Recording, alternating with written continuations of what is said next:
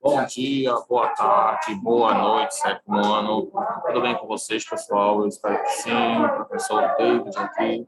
Vamos dar início a mais uma aula de português. Nessa aula, nós temos aí agora a nossa última aula da semana, que é nossa aula de gêneros textuais, como vocês bem o sabem.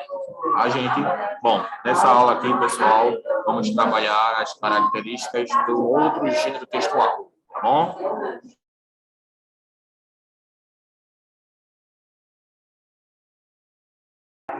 Bom, então, vamos iniciar agora com outro gênero textual, que é o nosso último gênero textual. Para finalizarmos o nosso livro, teremos essa aula e mais uma aula para finalizarmos a nossa disciplina de gêneros textuais, tá bom?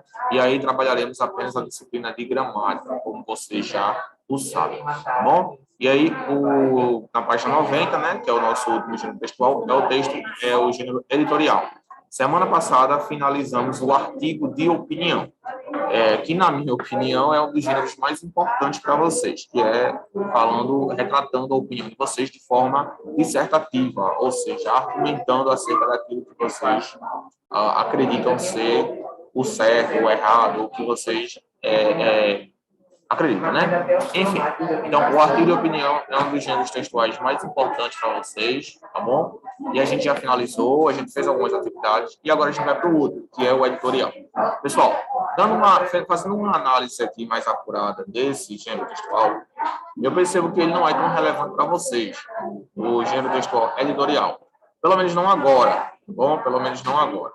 Então, eu vou priorizar um outro gênero textual. A gente vai sim fazê-lo. Como só tem uma atividade aqui, a gente finaliza duas atividades. A gente vai apenas responder essas atividades e em seguida a gente vai trabalhar o último gênero textual. Vai ser o resumo, tá bom? Eu percebo que muitos de vocês têm dificuldades para realizar resumos.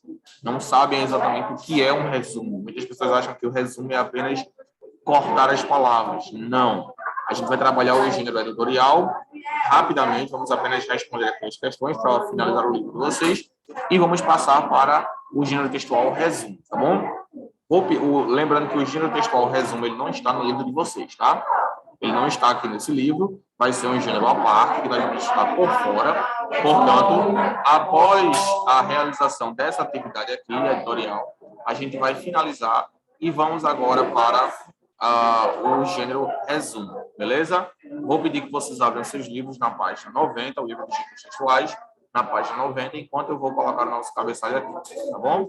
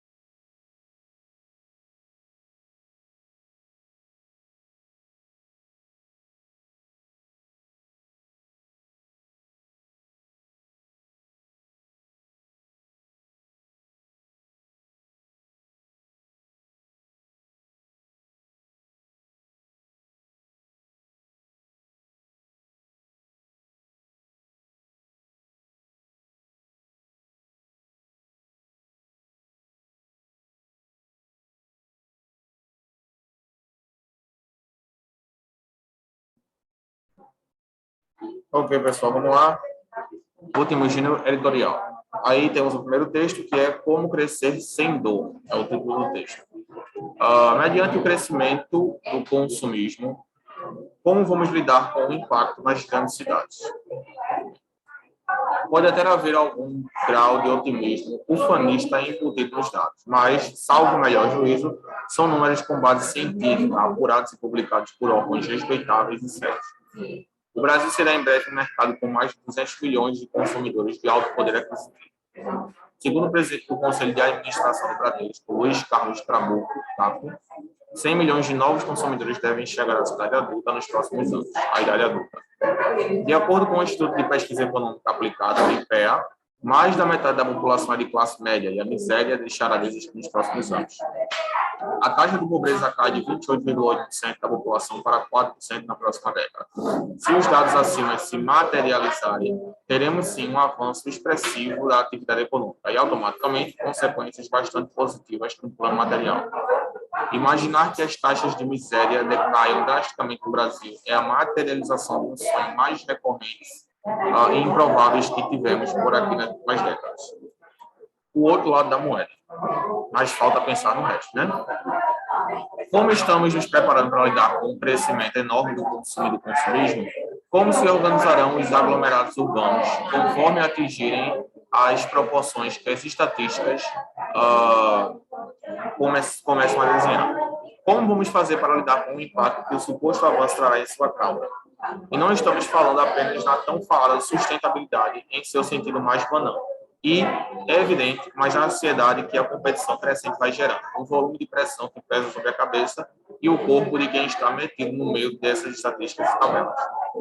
Claro que o catastrofismo é tão perigoso quanto o ufanismo, mas não é razoável olhar para as previsões de crescimento econômico como se fossem algo isolado e blindado positivamente.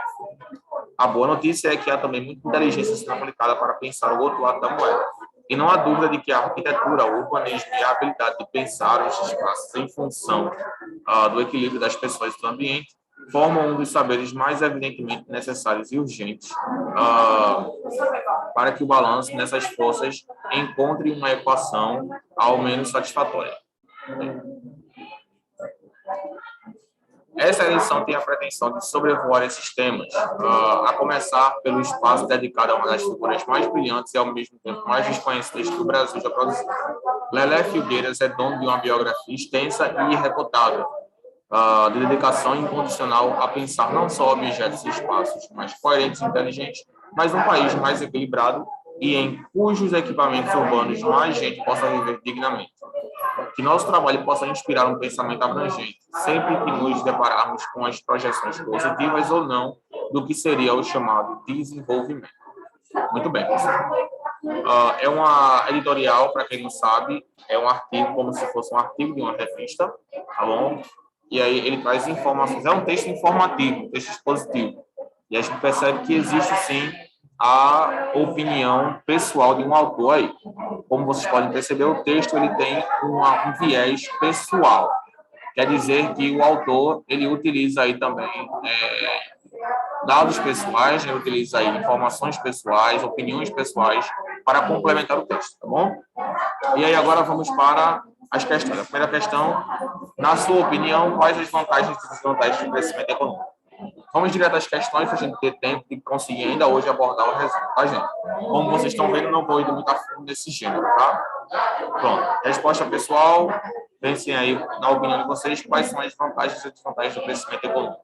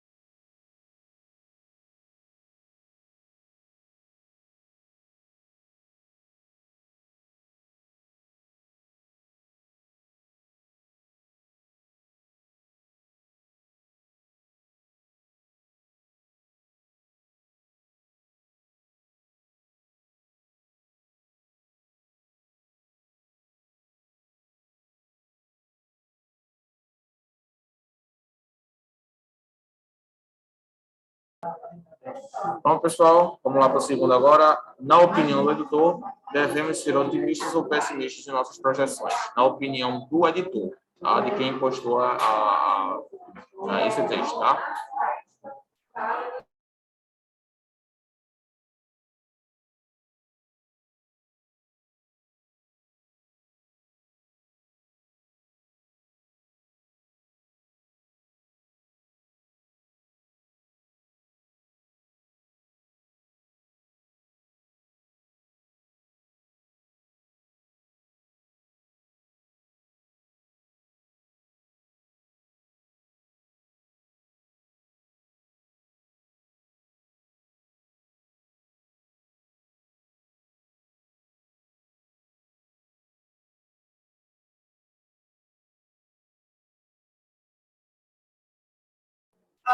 Vamos lá, pessoal. Então, de acordo com o autor, né, a gente não deve ser ufanistas demais nem catastróficos demais, ou seja, nem positivo, nem muito otimista, nem muito pessimista. Tá? A gente tem que ver de uma forma razoável, entender que vão ter aspectos positivos e aspectos negativos. Então, vamos para o último agora. Na sua opinião, quais são as consequências do consumo além do aspecto econômico, ou seja, o consumismo? Na sua opinião, ou seja, uma resposta pessoal, quais vocês acham que são as consequências aí do consumismo?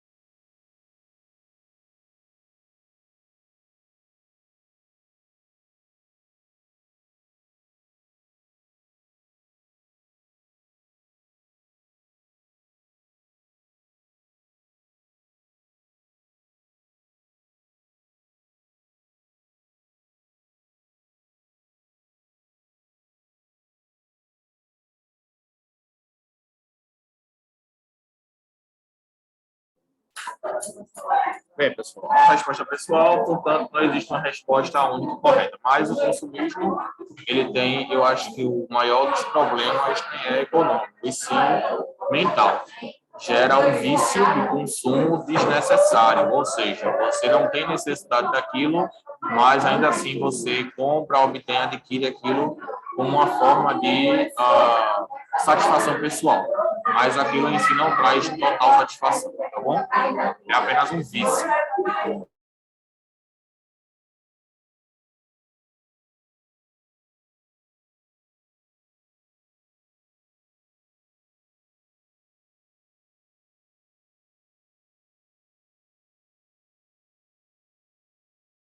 Só um minuto, tá, pessoal?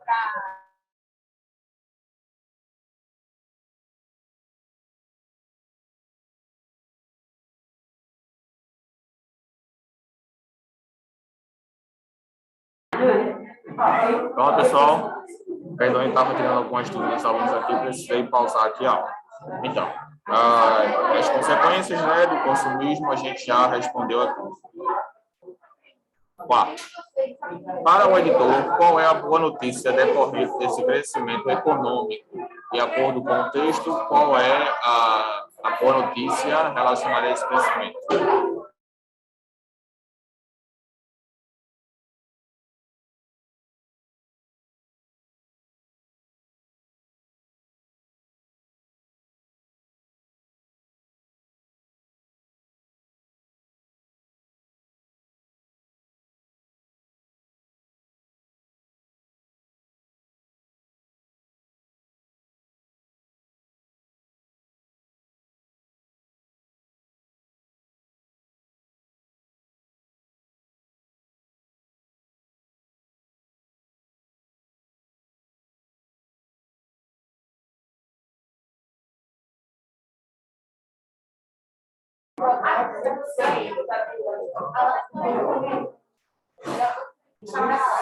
Pronto, pessoal, para ele, gente, um dos pontos positivos desse crescimento econômico é o uso da inteligência para descobrir novas formas de manter o equilíbrio entre a sociedade e o meio ambiente. Qual é o propósito dessa edição da revista conforme seu editor? Ou seja, qual é o objetivo dessa edição,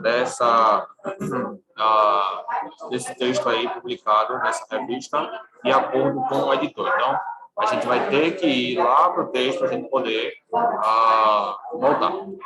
Essa resposta se encontra no último parágrafo, onde ele, de forma direta, expõe o motivo pelo qual ele postou esse texto. Qual é o objetivo desse texto aí, tá bom? Então, vejam lá no último parágrafo qual é o objetivo desta edição da revista.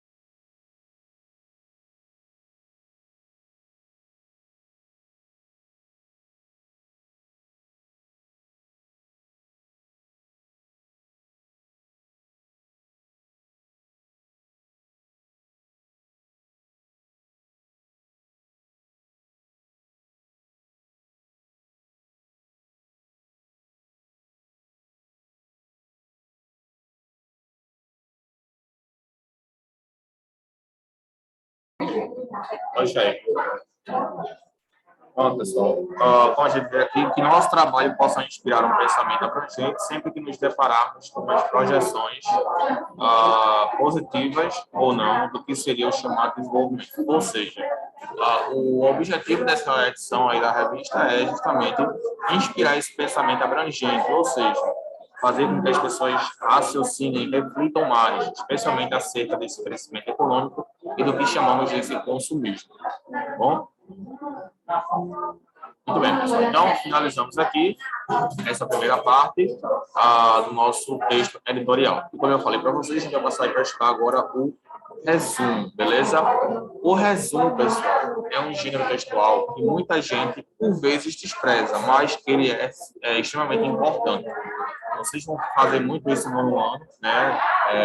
Daqui a 2 anos, já quando vocês forem aí para o nono ano, vocês vão trabalhar resumo de artigos, resumo de artigo de divulgação científica, artigo de opinião, de relatos, né? Então, o resumo ele vai estar presente em todos os gêneros, quase em todos os gêneros que vocês puderem imaginar. Professor, o que é um resumo? Resumir, pessoal, é nada mais nada menos do que você abordar, encurtar, né? Abordar as principais ideias de texto de forma concisa. Bom, então, um resumo, pessoal, nada mais é do que abordar as principais ideias de um texto de forma concisa. Quer dizer que você vai pegar um texto e você vai deixar apenas as partes mais relevantes, tá bom? Isso não quer dizer pegar um texto e sair removendo palavras, como é o que eu vejo, né? Eu confesso para vocês que na minha época da escola, né, no meu ensino fundamental, quinta, sexta série, eu fazia resumo dessa forma.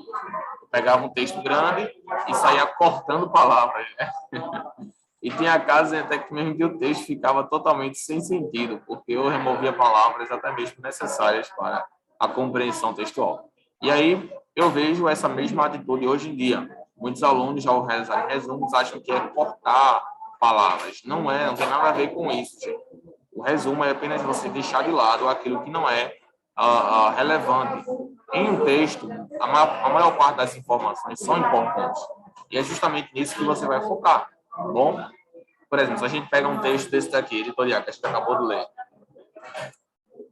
eu posso resumir isso aqui, professor? Até pode, pessoal. Eu não aconselharia, mas pode. Por ser um gênero de contexto de artigo de opinião pessoal, não ficaria muito legal, tá? Mas você pode sim resumir esse texto. E aí você deixaria de lado todas as informações desnecessárias para a compreensão total do texto. E aí a gente pode incluir explicações, A gente inclui também até estatísticas mesmo, né? Podemos deixar de lado. A gente inclui aí referências, tá? Tudo isso aí a gente pode deixar de lado, deixar apenas as partes principais do texto. Para exemplificar melhor, eu vou pegar um texto aleatório, tá? E vou exemplificar para vocês dessa forma, tá bom?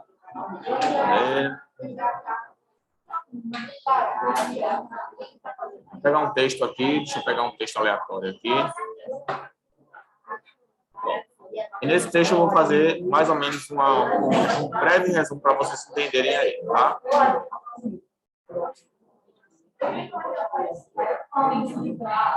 Pronto, vejam aqui, ó.